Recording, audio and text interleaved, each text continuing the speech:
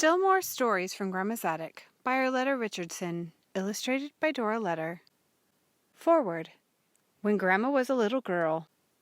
100 years ago. What a long, long time ago that is. Not many people are still alive who can remember that far back. But through the magic of stories, we can be right there again. When I was a little girl, I thought no one could tell a story like my grandma. "Tell me about when you were a little girl," I would say. Soon I would be back on the farm in northern Michigan with young Mabel, who became my grandmother, her mother and father, and her brothers, Reuben and Roy. The old kitchen where I heard many of my grandmother's stories didn't look the same as when she was a little girl. There was no electricity nor running water, but my grandma still lived in the house she grew up in. I had no trouble imagining all the funny jams that Grandma and her best friend, Sarah Jane, got into, or how it felt to wear long flannel stockings and high-buttoned shoes. From the dusty old attic to the front parlor with its slippery furniture, Grandma's old house was a storybook just waiting to be opened. I was fortunate to have a grandma who knew just how to open it. She loved to tell a story just as much as I loved to hear one. Come with me now back to the old kitchen in that Michigan farmhouse and enjoy the laughter and tears of many years ago. Chapter 1. Face Cream from Godey's Lady's Book. Receiving mail always excited me. I never had to be told to get the mail for Grandma on my way home from school, but sometimes the mail became even more important. Like the time I was watching for something I had ordered from the Woman's Home Companion. When the small package finally arrived, my face revealed how excited I was. "What did you get a sample of this time?" Grandma asked as I came in proudly carrying the precious box. "You'll see, just wait till I show you," I said, promising Grandma the box held something special. Quickly I tore the wrapping paper off the small box. Inside was a jar of skin cream for wrinkles. Grandma laughed when she saw it. "You certainly don't need that," she said.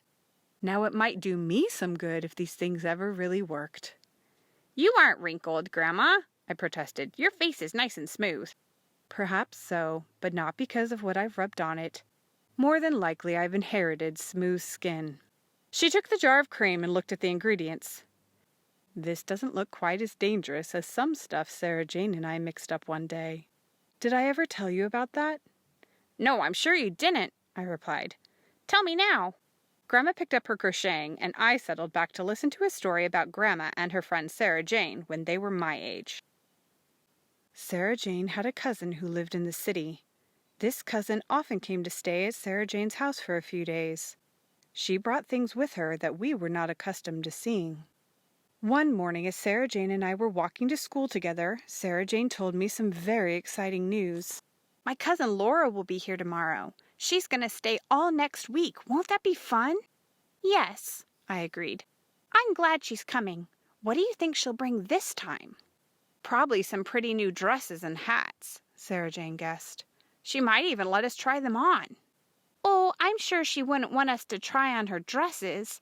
But maybe she wouldn't mind if we peeked at ourselves in the mirror to see how the hats looked." Laura arrived the next day with several new hats. She amiably agreed that we might try them on. They were too big and had a tendency to slide down over our noses, but to us they were the latest fashion. As we laid the hats back on the bed, Sarah Jane spied something else that interested her. It was a magazine for ladies. We had not seen more than half a dozen magazines in our lives, so this was exciting. "Oh, Laura!" Sarah Jane cried. "May we look at your magazine? We'll be very careful." "Why, yes. I'm not going to be reading it right away. Go ahead." Eagerly, we snatched the magazine and ran out to the porch. The cover pictured a lady with a very fashionable dress and hat carrying a frilly parasol. The name of the magazine was Godey's Lady's Book. "Oh, look at the ruffles on her dress!" Sarah Jane exclaimed. "Wouldn't you just love to have one dress with all those ribbons and things?" "Yes, but there's little chance I'll ever have it," I replied.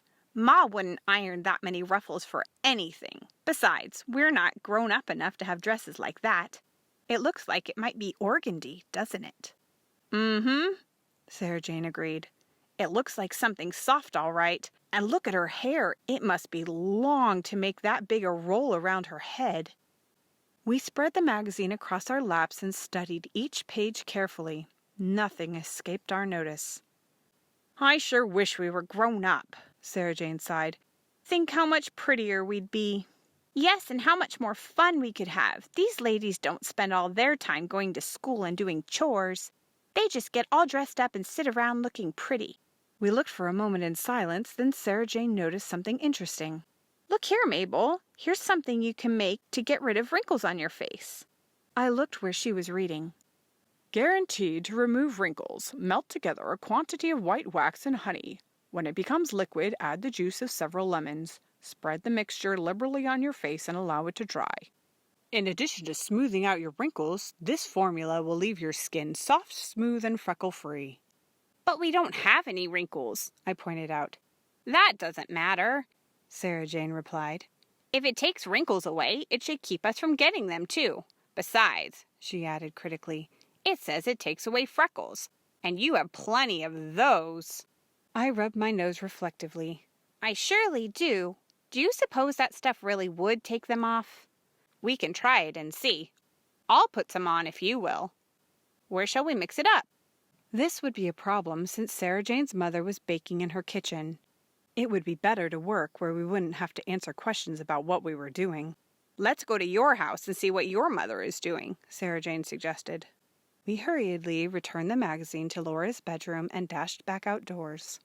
Do you have all the things we need to put in it? Sarah Jane asked. I know we have wax left over from Ma's jelly glasses, and I'm sure we have some lemon, but I don't know how much honey is left. I know where we can get some, though, I continued. Remember that hollow tree in the woods? We found honey there last week. Soon we were on our way to collect it in a small pail. This is sure going to be messy and sticky to put on our faces, I commented as we filled the pail. Probably the wax takes the sticky out, Sarah Jane replied. Anyway, if it takes away your freckles and makes our skin smooth, it won't matter if it's a little gooey. I wonder how long we leave it on. The directions said to let it dry, I reminded her. I suppose the longer you leave it on there, the more good it does. We'll have to take it off before we go into supper, I guess. I guess so, Sarah Jane exclaimed. I don't know what your brothers would say, but I'm not going to give Caleb a chance to make fun of me. I knew what Reuben and Roy would say, too, and I was pretty sure I could predict what Ma would say. There seemed to be no reason to let them know about it. Fortune was with us, for the kitchen was empty when we cautiously opened the back door. Ma had heard us come in and called down from upstairs. Do you need something, Mabel? No, ma'am, I answered. But we might like a cookie. Help yourself, Ma replied. I'm too busy tearing rags to come down right now. You can pour yourselves some milk, too. I assured her that we could. With a sigh of relief, we went to the pantry for a kettle in which to melt the wax and honey. This looks big enough, Sarah Jane said. You start that getting hot, and I'll squeeze the lemons. Do you think 2 will be enough? I think 2 is several. Maybe we can tell by the way it looks whether we need more or not. I don't see how, Sarah Jane argued. We never saw any of this stuff before, but we'll start with 2 anyway.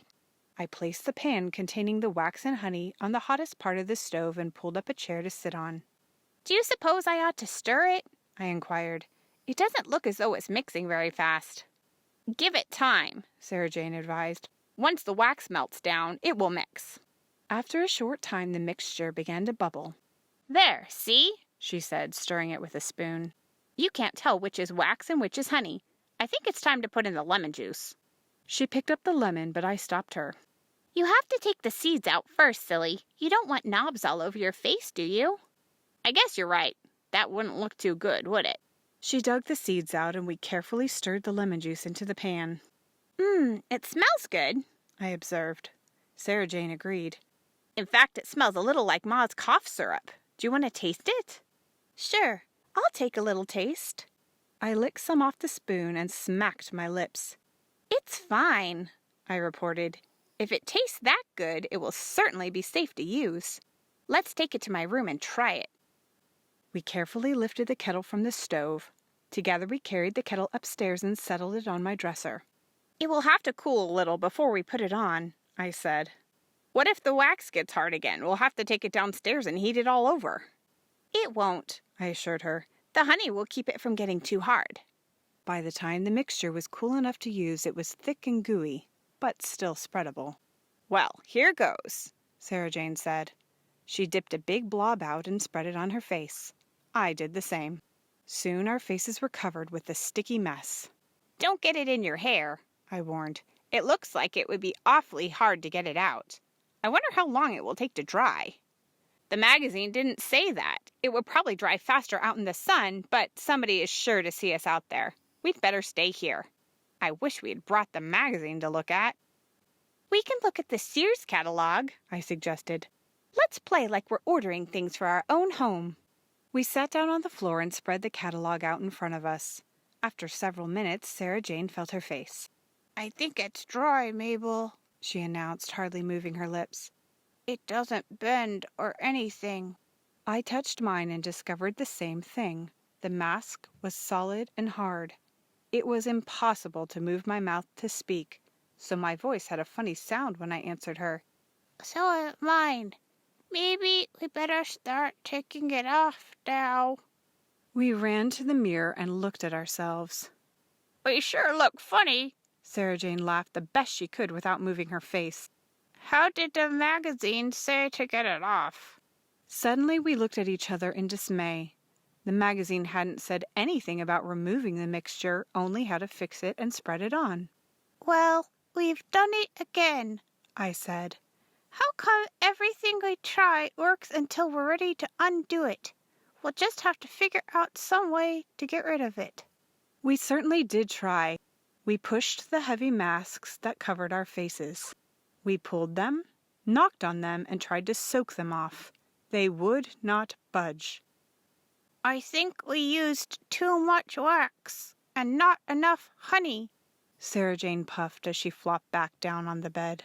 "That's certainly a great thing to think of now," I answered crossly. "The only way to move wax is to melt it. And we certainly can't stick our faces into fire." "Mine feels like it's already on fire. I don't think this stuff is good for your skin." "You're going to have to think about more than that," I told her, "or this stuff will be your skin. There has to be some way to get it off. We tried everything we can think of. You'll just have to go down and let your ma help us." That was the last thing in the world I wanted to do, but I could see no other alternative. Slowly we trudged down to the kitchen. Ma was working on the stove, and she said cheerfully, "Are you girls hungry again? It won't be long until supper time, so you'd better not eat—" She turned around as she spoke. When she spotted us standing in the doorway, her eyes widened in disbelief. "What on earth? What have you done to yourselves?" I burst into tears. The sight of drops of tears running down that ridiculous mask must have been more than Ma could stand. Suddenly she began to laugh. She laughed until she had to sit down. "It's not funny, Ma. We can't get it off. We'll have to wear it the rest of our lives." Ma controlled herself long enough to come over and feel my face. "What did you put in it?" she asked. "That will help me know how to take it off." We told her. "If you two ever live to grow up, it will only be the Lord's good mercy. The only thing we can do is apply something hot enough to melt the wax," Ma told us quickly. "But we boiled the wax, Ma," I cried. "You can't boil our faces." "No, I won't try anything as drastic as that. I'll just use hot towels until it gets soft enough to pull away." After several applications, we were finally able to start peeling the mixture off. As it came loose, our skin came with it. "Ouch! That hurts!" I cried. But Ma could not stop. By the time the last bit of wax and honey were removed, our faces were fiery red and raw. "What did we do wrong?" Sarah Jane wailed. "We made it just like the magazine said." "You may have used the wrong quantities or left it on too long," Ma said. "At any rate, I don't think you'll try it again." "I know I won't," Sarah Jane moaned. "I'm going to tell Laura that she should ignore that page in her magazine." She looked at me. "That stuff did one thing they said it would, Mabel. I don't see any freckles." "There's no skin left either," I retorted. "I'd rather have freckles than a face like this." "Never mind," Ma tried to soothe us. "Your faces will be all right in a couple of days." "A couple of days!" I howled. We can't go to school looking like this. We did, though, Grandma laughed as she finished the story. After a while, we were able to laugh with the others over our foolishness. I looked at the little jar of cream that had come in the mail. I don't think I'll use this, Grandma. I guess I'll just let my face get wrinkled if it wants to. End of chapter 1.